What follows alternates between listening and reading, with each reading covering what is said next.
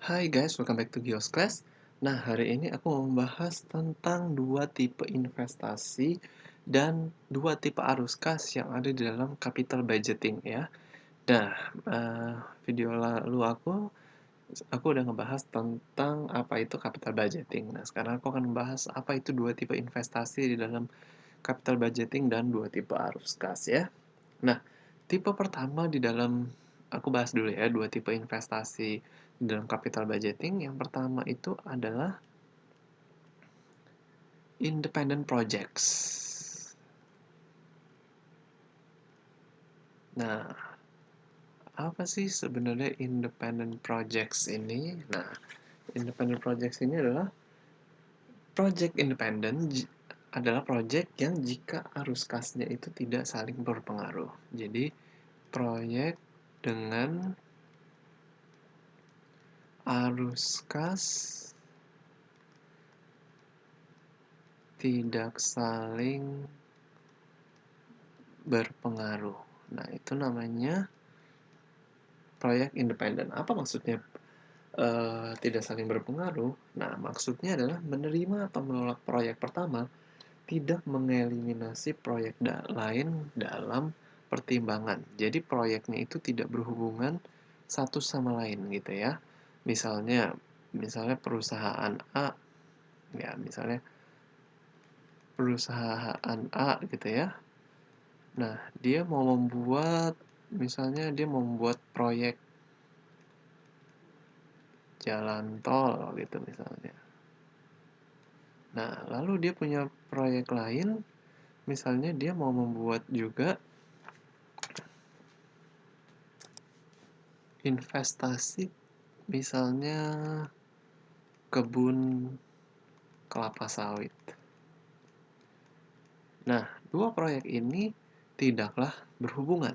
Nah, kalau dia mau membuat jalan tol, ya dia masih bisa juga membuat kebun kelapa sawit. Alat-alat untuk membuat jalan tol misalnya kayak traktornya, mobil besarnya, orang-orangnya, itu berbeda dengan proyek untuk membuat kebun kelapa sawit gitu ya.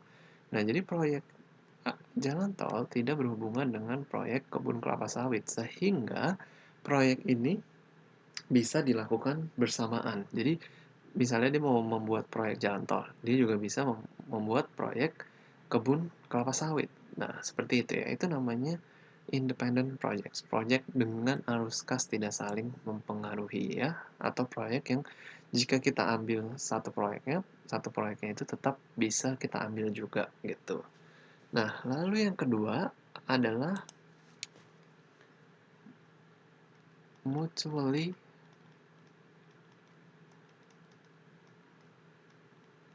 exclusive projects. Nah, proyek ini adalah proyek yang, coba aku ganti warna dulu ya. Jadi proyek ini adalah jika kita menerima proyek pertama diterima, maka akan mengeliminasi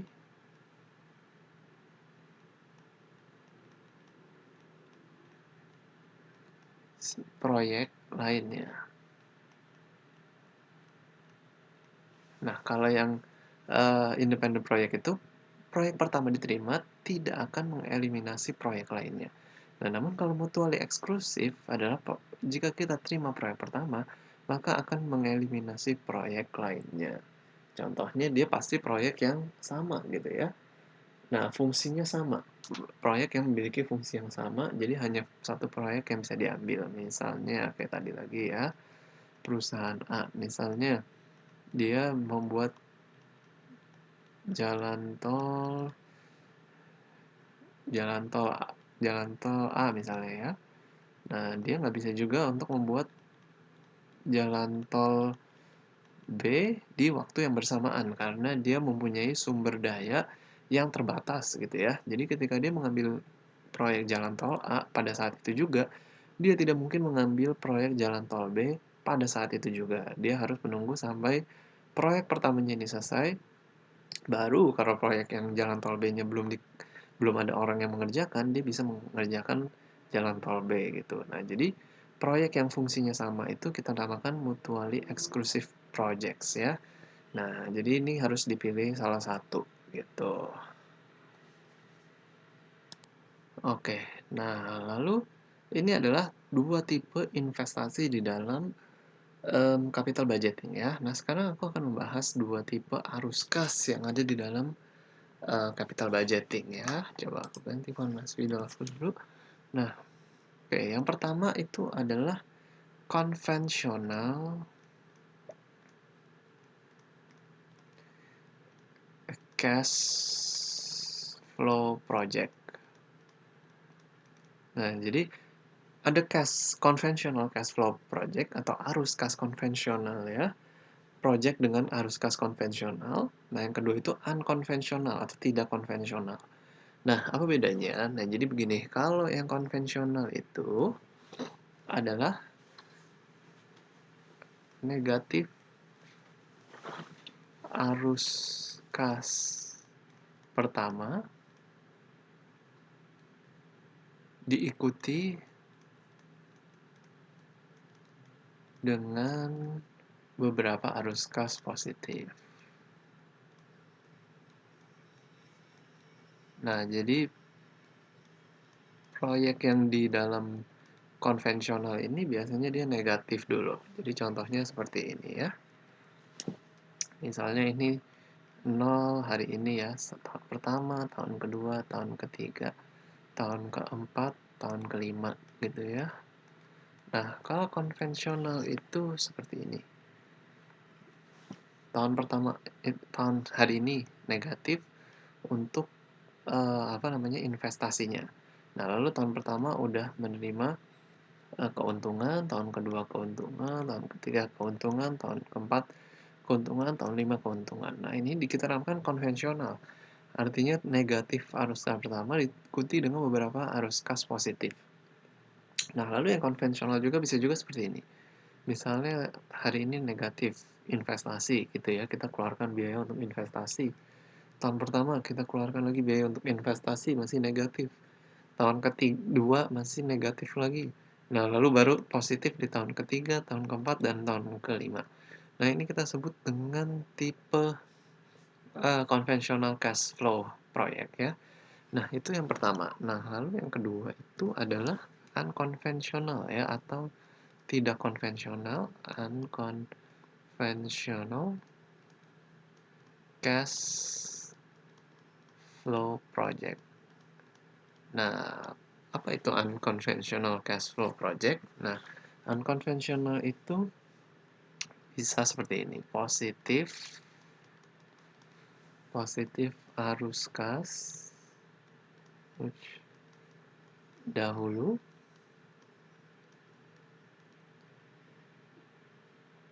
diikuti dengan beberapa negatif arus kas. Oke, nah itu poin yang pertama. Nah, bisa juga arus kas negatif pertama, arus kas negatif dahulu lagi pertama ya. Nah, lalu diikuti dengan arus kas positif dan negatif. Nah, jadi kalau di yang konvensional kan ini harus negatif dulu, lalu positif dan tidak ada negatif lagi. Nah, tapi kalau yang di unkonvensional bisa negatif dulu, terus positif, nanti negatif lagi. Itu bisa seperti itu ya. Nah, lalu yang tipe terakhir bisa juga seperti konvensional cash flow gitu ya. Konvensional arus kas diikuti arus kas terakhir negatif. Nah, aku kasih contohnya ya. Misalnya seperti ini. Ini 0, 1, 2, 3, 4, dan 5 ya. Nah, misalnya yang 0 misalnya negatif dulu. Nah, lalu tahun pertama positif, misalnya ini investasi ya. Keluar uang, tahun pertama udah profit, udah profit, lalu investasi lagi. Bisa juga seperti ini. Nah, ini namanya masuk ke unconventional ya. Nah, lalu yang kedua bisa juga seperti ini. Positif dulu pertamanya, misalnya langsung dapat uang dulu gitu ya. Nah, baru tahun ketiganya, tahun keempat, tahun kelimanya bisa rugi atau minus gitu ya, malah terus harus investasi lagi, bisa juga seperti itu. Nah, bisa juga seperti ini. Tahun pertama, tahun hari ini gitu ya, tahun hari ini investasi dulu, lalu tahun pertama positif, tahun kedua positif, tahun ketiga negatif, tahun keempat positif lagi, tahun kelima negatif lagi. Nah, bisa seperti ini. Jadi intinya adalah di dalam unconventional itu ada negatif lagi walaupun sudah positif gitu ya. Namun kalau di konvensional itu tidak boleh ada negatif lagi di tahun setelah positif. Jadi negatif itu hanya terjadi di tahun awal lalu berikutnya positif dan positif gitu. Nah, namun kalau di unconventional itu bisa negatif pertama, lalu negatif di akhir bisa, positif pertama, negatif di akhir pun bisa gitu ya. Nah, yang lebih realistis itu sebenarnya yang unconventional cash flow ya, karena bisnis itu ya namanya bisnis bisa negatif lagi ya di tahun-tahun udah maju atau tahun-tahun udah tahun kelima ke atas gitu ya.